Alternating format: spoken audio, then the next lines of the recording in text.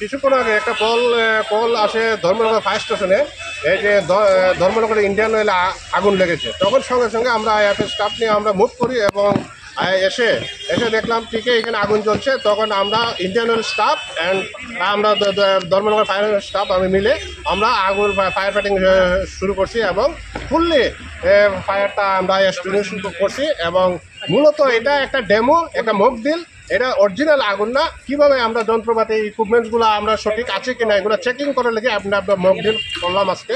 এটাই মূলত মেইন উদ্দেশ্য।